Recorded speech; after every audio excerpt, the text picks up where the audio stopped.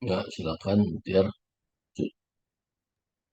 Ya, baik. Pagi hari ini kita akan baca firman Tuhan bergantian dari kisah Amsal 6 ayat 20 sampai dengan 34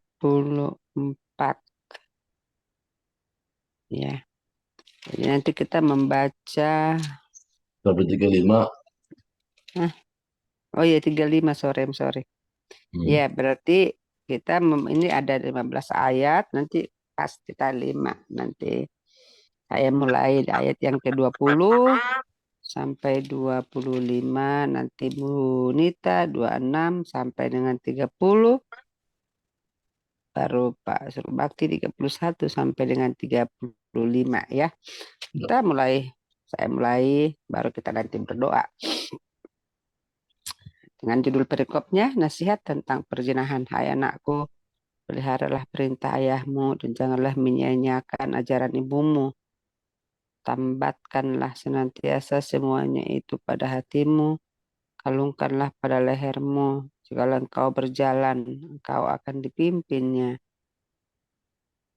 Jikalau engkau berbaring, engkau akan dijaganya. Kalau engkau bangun, engkau akan disapanya.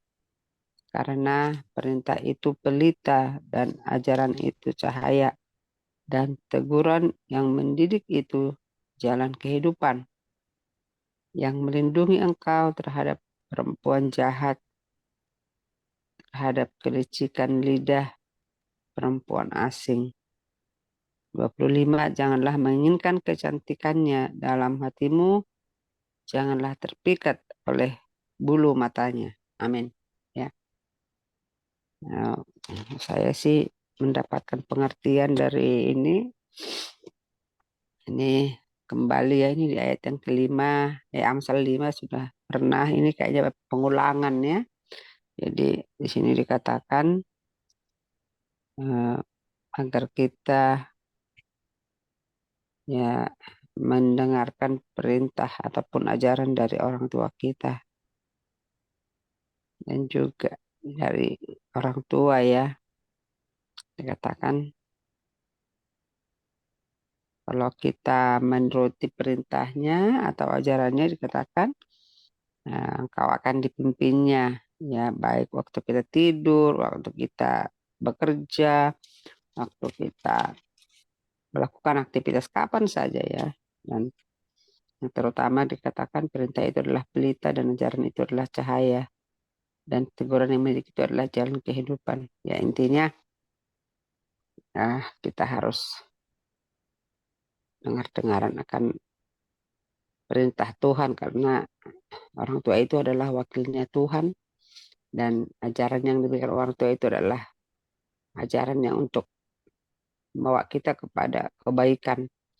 Tapi di ayat yang ke-24 dikatakan yang melindungi engkau terhadap perempuan jahat. Sebenarnya ini juga mengingatkan saya untuk tidak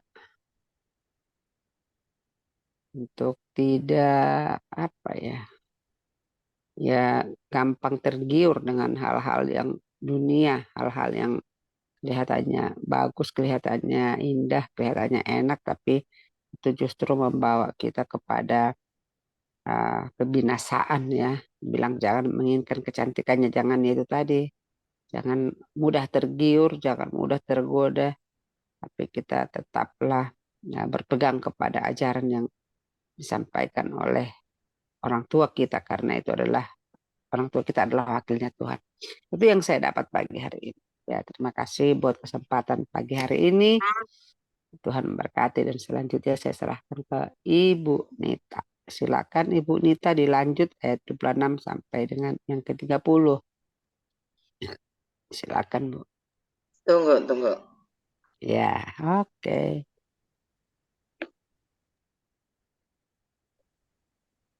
Oke. Ya, silakan. 26. Karena bagi seorang sundal, sepotong rotilah yang penting. Tetapi istri orang lain memburu nyawa yang berharga. Dapatkah orang membawa api dalam gelumbung baju dengan tidak terbakar pakaiannya, atau dapatkah orang berjalan di atas bara dengan tidak hangus kakinya? Demikian juga orang yang menghampiri istri sesamanya. Tiada seorang pun yang menjamahnya luput dari hukuman. Apakah seorang pencuri tidak akan dihina apabila ia mencuri untuk memuaskan nafsunya karena lapar? Kalau dari ayat ini aku sebenarnya kena tuh di atas yang 26 ya. Karena bagi seorang sundal sepotong roti lah yang penting. Ini melihat keuntungan yang terlihat ya. Jadi gini, ini baru kejadian, nggak tahu ini cocok apa enggak ya, tapi aku merasakan kejadian ini di pantiku. Kemarin kami mengadakan kerjasama MOU dengan SMA Gamaliel, sebuah SMA Gamaliel. Aku pikir itu adalah SMA Katolik atau ya udah berbasis Kristen lah ya, maksudnya percaya Tuhan Yesus. Tapi hubungan mereka dengan yayasan yang di Malaysia atau Sabah itu ternyata tidak beragama gitu ya. Nah, asrama kami kan memang asrama memang tidak mengkristenisasi, tapi semua harus diikutin sesuai dengan tata aturan yang memang condong ke Kristen. Soal nanti mereka keluar dari asrama ini mau ke agama mereka kembali atau pindah agama itu di luar tanggung jawab kami. Tapi pada saat di asrama mereka harus ikut ibadah renungan ya, renungan gitu. Jadi yang banyak yang agama beda juga masuk di asrama kami dan mereka ikutin aturan dan mereka tetap malah menjadi hamba Tuhan. Ada juga yang begitu keluar pindah. Nah, baru kemarin ini kami ikatan MOU dengan SMA Gamaliel itu ternyata ada 2 yang beda agama. Tapi karena kita takut heboh kristenisasi kita siapkanlah ruang untuk ibadah untuk mereka sholat. Nggak semudah itu. Kita hanya pada saat kita masuk ketua yayasan hanya berharap, dan kita pun semualah bukan cuma ketua yayasan, kita dapat orang nih, karena kita kan harus tetap standby di kuota. Panti asuhan itu juga ada kuotanya, sekian anak. Kalau nggak ada sekian anak ya nggak dapat pemerhatian dari pemerintah, jadi benar-benar kerja bakti sendiri gitu kan. Tapi kita selalu percaya Tuhan pelihara. Nah, pada saat kita terima Sabah itu ada 2 orang Muslim. Yang anaknya itu nggak masalah, dia buka jilbabnya, dia tetap happy aja di asrama, enak gitu ya, namanya anak-anak ya. Mereka juga kita nggak paksa untuk ini, karena mereka memang udah, kalau orang pribadi kita akan tekankan ke aturan. Tapi kalau orang udah MOU ya kita ikutin MOU, karena kita kan nggak menyinggung, kita harus menerima dan tidak ini. Hanya yang model kayak HP harus jam sekian ditarik, nggak boleh ada bersama anak-anak HP itu, atau tidur siang atau jam belajar, jam kerja, ini ada. Tapi akhirnya ibunya yang merasa nggak nyaman anak ini berada di asrama kita. Akhirnya ibunya tegur yayasan yang di Malaysia, ya tegur yayasan Malaysia juga ketuk dengan yang di Jakarta, di Madiun itu Gamaliel, kan kita ikatannya Gamaliel nggak sama orang tuanya. Minta anak itu ditarik masukin di pos pesantren. Ya, kita nggak akan bisa tahan dan kita tidak akan ada penalti, kita nggak sistem yang seperti itu ya, silahkan ambil gitu loh, silahkan angkat. Nah, cuman ini hebohnya pencabutan anak ini hampir gimana ya, kita juga cukup ribut nih di yayasan. Padahal aku bilang itu simple. Aku bilang lepaskan, berikan, ya udah. Yang penting kita keluarkan anak dari asrama itu dalam keadaan baik. Kita hanya minta bahwa surat pernyataan kita itu ditandatangan bahwa anak ini baik-baik. Jadi jangan sampai terjadi begitu di pesantren entah terjadi apa, maaf kata yang heboh kan pelecehan seksual atau apa. Dari kita udah bersih gitu loh maksudnya. Jadi ya malah kita berdoa, siapa tahu selama 2 minggu dia di Madiun dengan renungan, biarpun dia di sebelah nggak gabung di renungan tapi dia ada di area, ya apa yang dia dengar nggak sia-sia, Tuhan bisa bekerja, Tuhan bisa memilih pada saat pun dia di pesantren. Ya udah kita doain seperti itu aja. Tapi jadi antara ketua yayasan sama ketua Gamaliel agak sedikit ribut sampai pembina pun turun. Aku bilang inilah Karena akhirnya kita bilang inilah karena kita nggak tegas bahwa kita adalah asrama. Memang tidak mengkristenisasi, tapi kita asrama yang berdasarkan Kristen. Jadi semestinya kalau kita udah lihat seperti itu, kita harusnya dari awal sudah menolak. Nggak bisa kita menyediakan sarana, kita mengistimewakan dia, karena dampaknya itu apa ya, dampaknya itu ya anak-anak kecil kan akan lihat kakak itu masuk di ruangan itu, kakak itu sholat, anak itu akan bertanya, yang kecil-kecil. Kalau yang gede mungkin mengerti. Terus akhirnya kita juga labil untuk menetapkan aturan. Kalau dia ada spesial, kalau kita nggak. Akhirnya jadi terbelah di dalam ini. Hanya kita membutuhkan ya roti itu, kita butuh anak untuk kuota, kita butuh mungkin donasi untuk pantinya gitulah ya. Jadi kita di sini harus akhirnya kita putuskan. Kita sekarang harus bikin MOU biar bagaimanapun latar belakangnya orang itu harus mau dididik seperti begini. Nah, waktu MOU itu kan yang Gamaliel itu hanya menerima anak juga, menerima anak untuk sekolahannya, supaya kuota sekolahannya dia aman. Nah, jadi dia nggak menekankan bahwa di asrama ini ada aturan gitu loh. Jadi di sini harus citra Kristus itu harus tetap ditegakkan walaupun kita butuh apa. Jadi akhirnya kita kembali lagi untuk mengingatkan kalau setiap ikatan kerja atau MOU itu harus ingat bahwa citra kita harus ada. Jadi nggak usah takut untuk membutuhkan anak, berapa anak, jumlah anak atau apa, tapi citra kita harus ada gitu. Betul. Itu aja sih yang kejadian terjadi gitu. Makasih. Oke, ya makasih buat sharingnya Bu Nita. Ya kadang-kadang begitu ya. Jadi kita pikir sama, ternyata beda ya, kulitnya sama isinya gitu ya Bu Nita ya, casingnya beda ya. Iya, Dan enggak, tadi gini, mungkin Bu. kurang ditegaskan saja. Ya, kalau anak-anak oke, tapi namanya orang tua, posisi kita coba deh di orang tua ya. Kalau anak kita kirim kerja sekolah di luar negeri, tahu-taunya dia di pesantren kan, pasti kita emosi kan. Iya, betul. Begitu juga anak itu, anak yang mestinya di pesantren kok diasramakan ke Kristen, emosi ibunya ada gitu loh. Jadi kita nggak bisa salahin. Anaknya welcome kok, anaknya welcome, dia bilang gitu. Aku bilang gini, bukan soal anak. Kamu aja sebagai seorang ibu mau nggak dibikin seperti itu? Nggak mau kan, walaupun kita kasih fasilitas, tetap mereka ingin dalam komunitasnya. Aku bilang gitu. Kita yang salah nggak bikin MOU ada titik bahwa orang tua harus terima. Kita kan ikatannya sama guru. Kalau guru kan apa aja yang terbaik untuk anak, gitu loh. Kalau untuk orang tua kan dia tetap akan lihat ke situ, gitu loh. Ya itu salah kita karena kita kejar kuota juga ya. Ya itu kejar roti itu.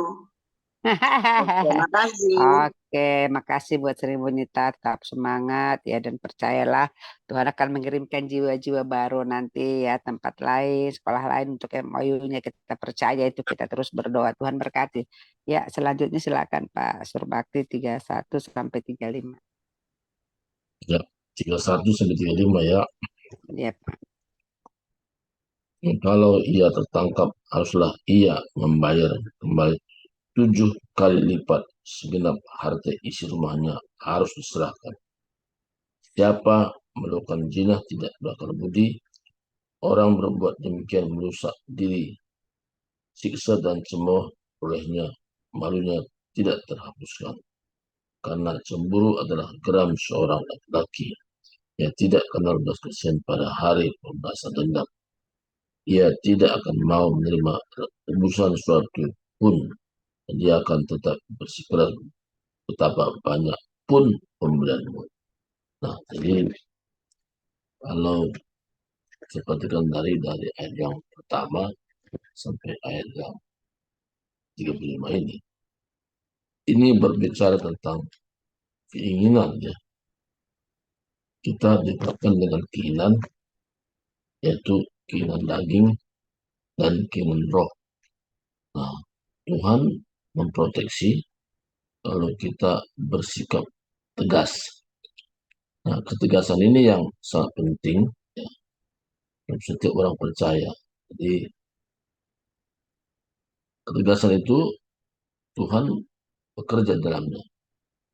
Tuhan memindahkan dirinya kepada setiap orang kalau ada ketegasan, tegas, aturan dan sebagainya.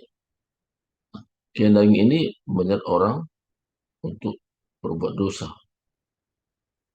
Di kita Tuhan berikan namanya trigger untuk menentukan sikap. Dalam hal ini, dalam dunia ini sekalipun kita hidup, kita bisa tegas kepada diri sendiri dan juga tegas kepada orang lain.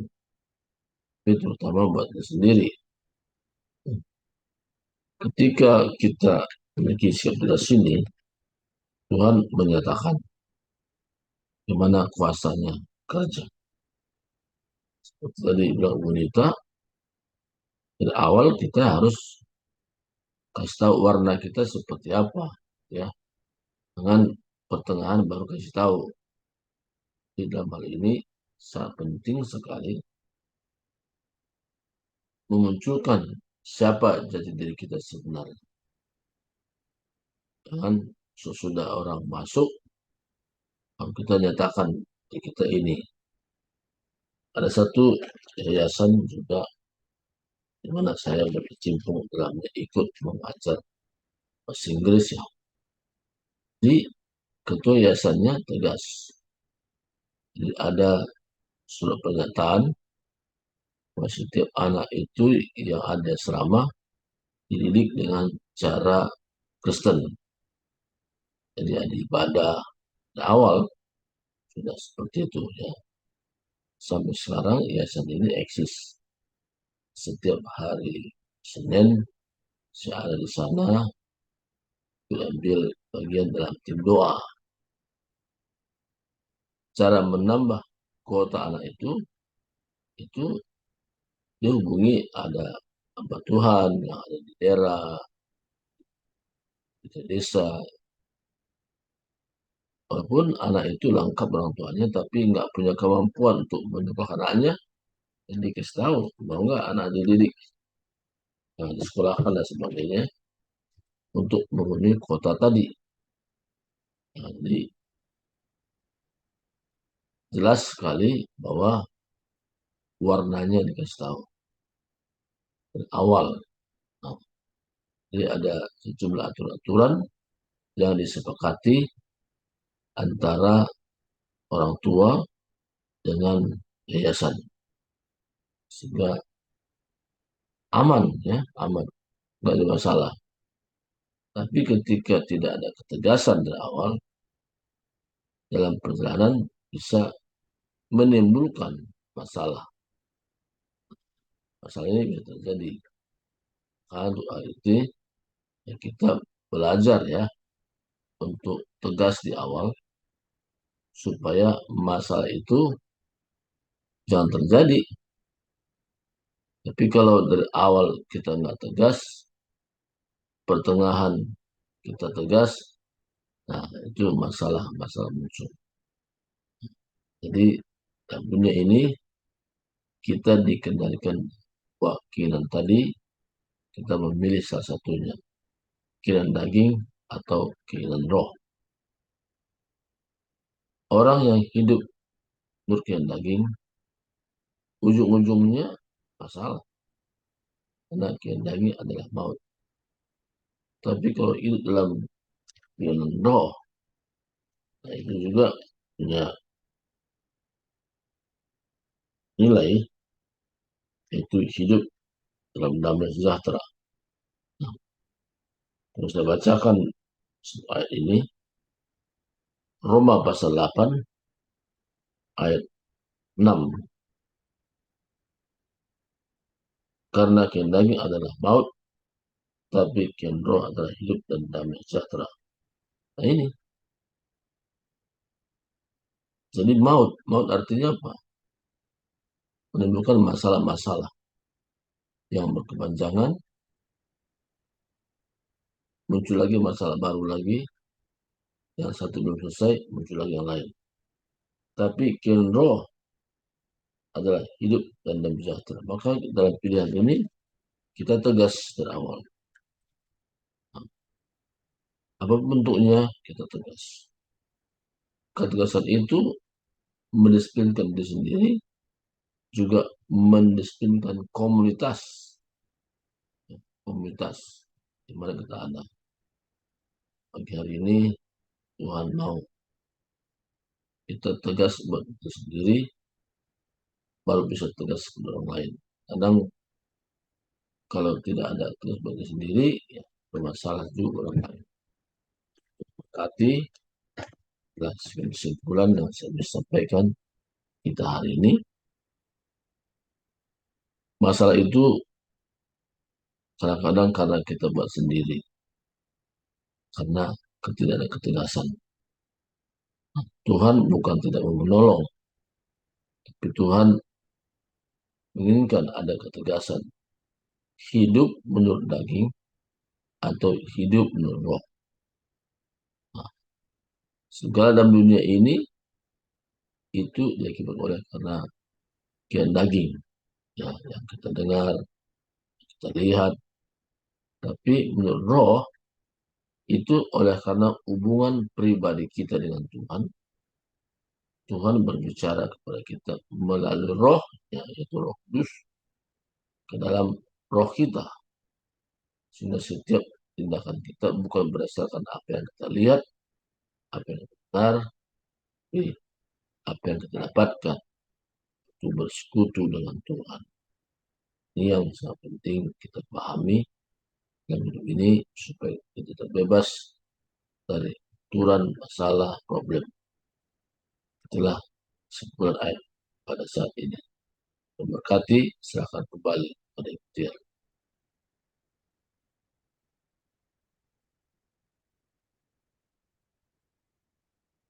Masih tutup mic-nya itu, ikhtiar.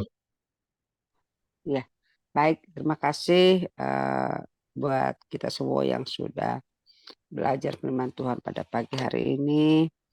Kasih Uni, terima kasih Pak Surbakti yang sudah meneguhkan kita tadi dengan ayat firman-Nya, ya, Roma 8 ayat 6, bahwa keinginan daging adalah maut, tapi keinginan roh adalah hidup dan damai sejahtera. Biarlah firman ini bisa kita lakukan dalam kehidupan kita sehari-hari. Ya, amin. Nah,